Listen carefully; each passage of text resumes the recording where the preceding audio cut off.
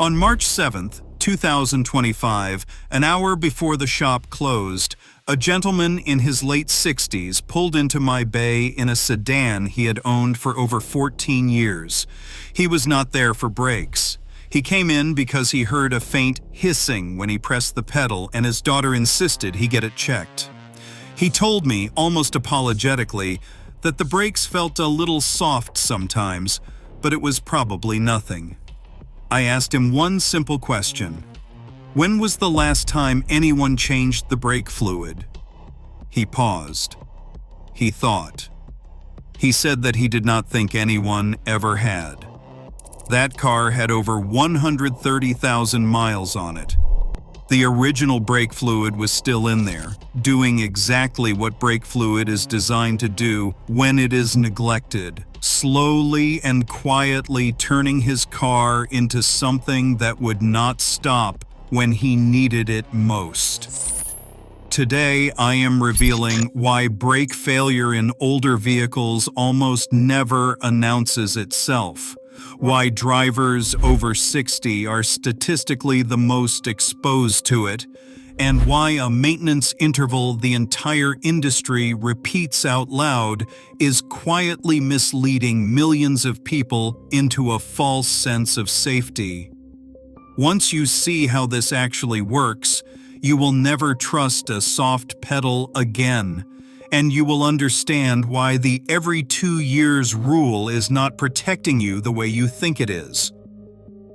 Let me start with something most drivers never get told.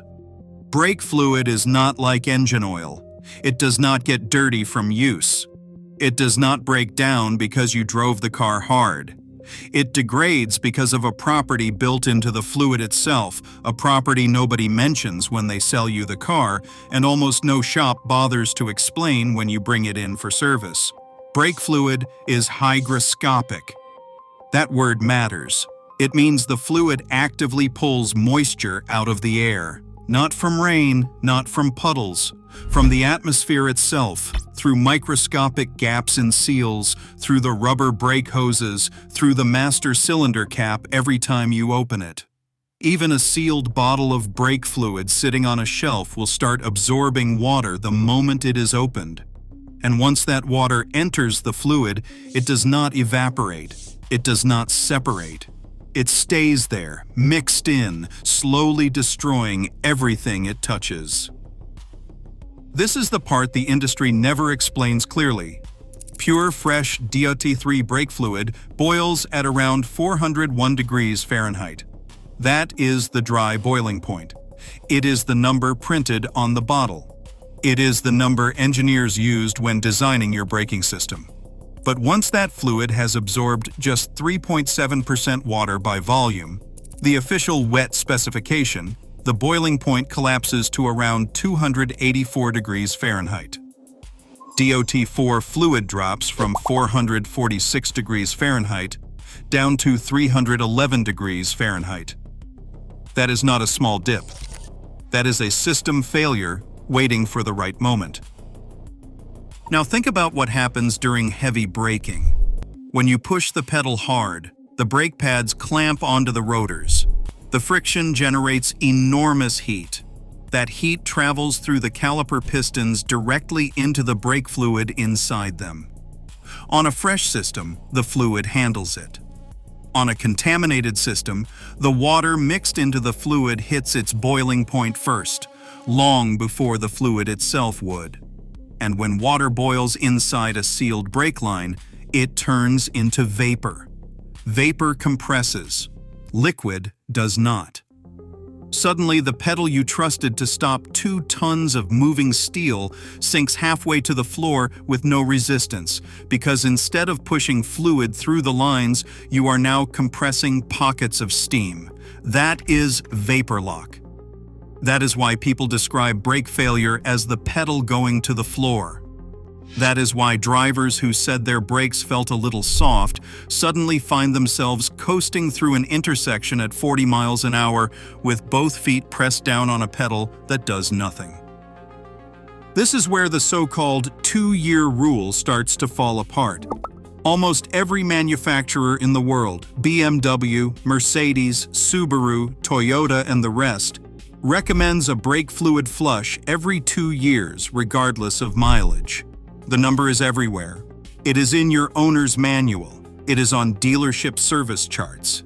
It is what every honest mechanic will tell you. But here is the problem. 2 years is the maximum, not the safe middle. It assumes a car is being driven regularly in a moderate climate, parked in a garage, with a sealed master cylinder cap that has not been opened repeatedly.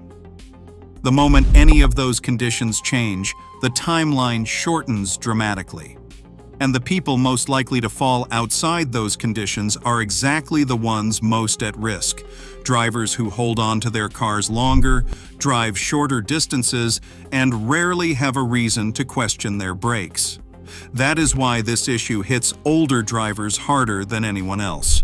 After about age 60, driving habits shift, daily mileage drops. Long highway trips become rarer. Most trips are short, around town, with the car sitting in a driveway or garage between uses.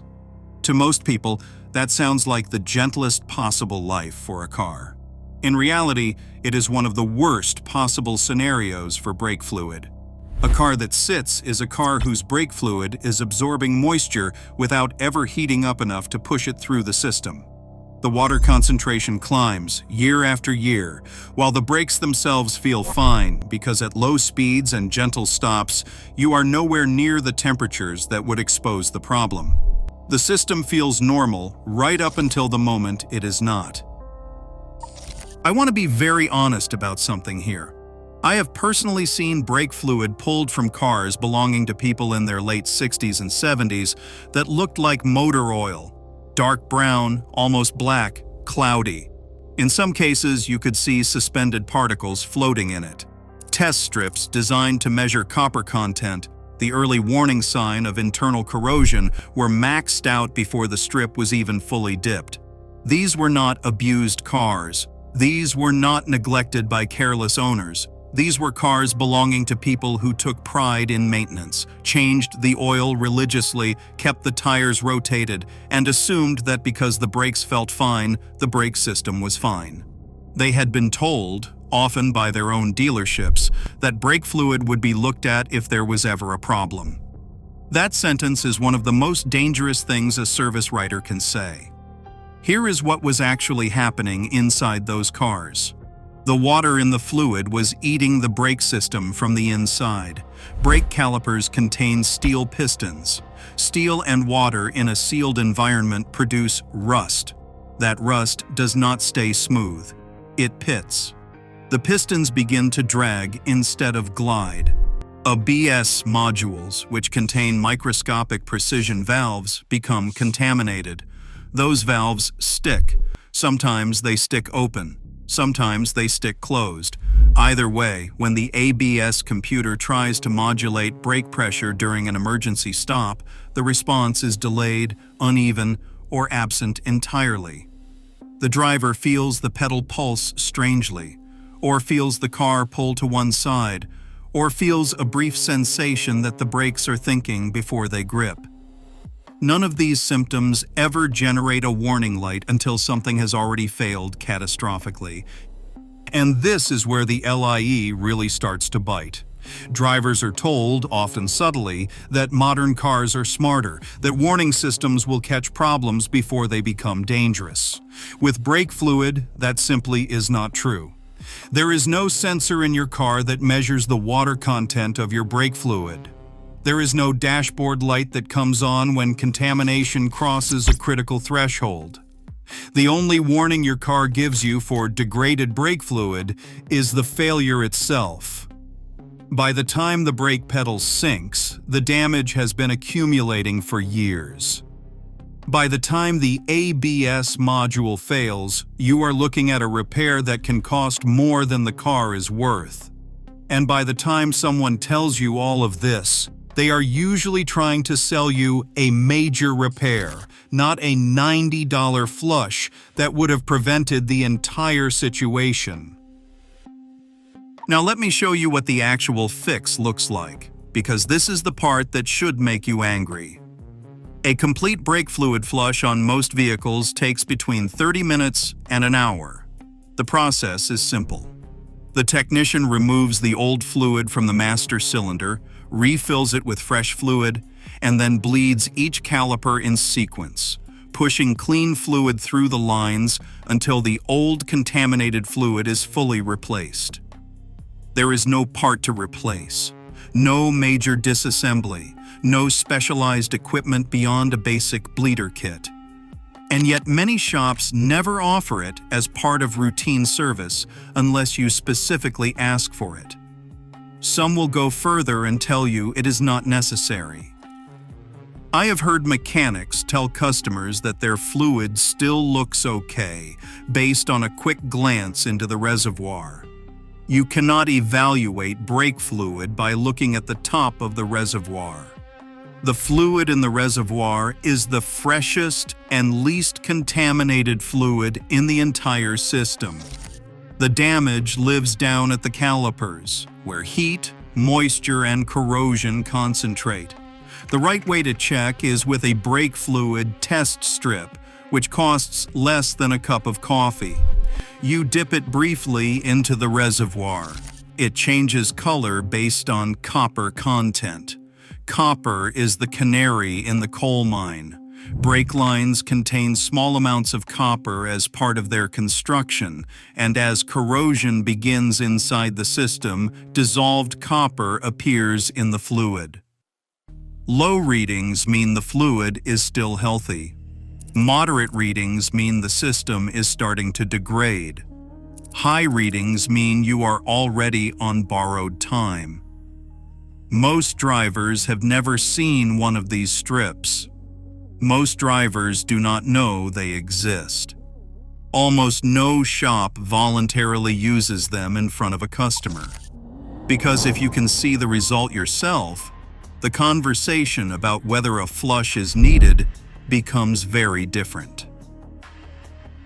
If you are over 60 or you are reading this because someone you love is, here is what I would tell you to do this week. Not next month. This week. Pop the hood and find the brake fluid reservoir. It is usually a small translucent plastic container near the back of the engine bay on the driver's side, with markings on the side that read Min and Max. Look at the color. Healthy brake fluid is light gold or pale amber, almost like a fresh olive oil. If yours is brown, dark, cloudy, or anywhere close to black, the fluid is past its safe life. If you cannot remember the last time it was changed, or if the answer is never, it needs to be flushed. Not topped off, not partially replaced, fully flushed. Every line, every caliper, every drop. And one more thing. If your pedal has ever felt slightly soft, slightly spongy, or has ever required a second pump to feel firm, that is not just how the car ages. That is air or vapor in the system, and it is your only warning. Modern cars do not develop firm pedals as they age.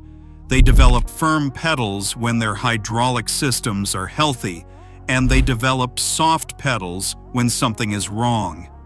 There is no in-between. Anyone who tells you otherwise is either guessing or hoping you will let it slide until it becomes a bigger job. I want to close with the part that really matters.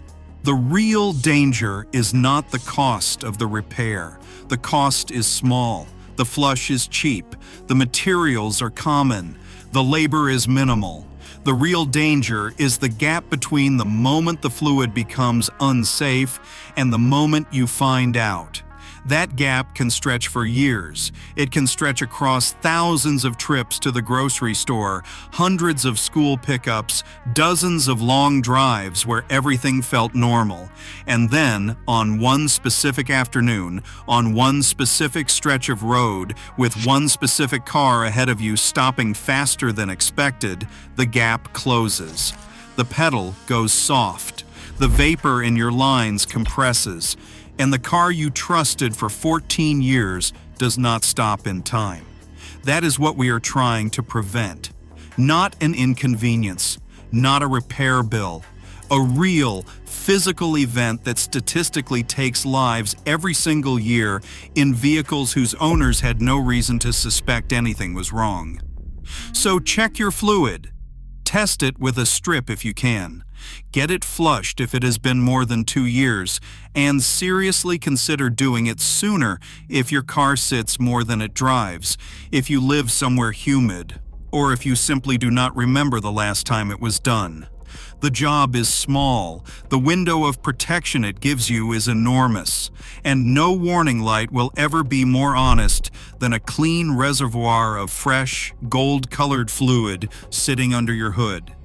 If this video changed how you think about brake safety, hit the like button so it reaches more drivers who need to hear it, especially the ones who have not had their fluid changed in a decade and do not know it.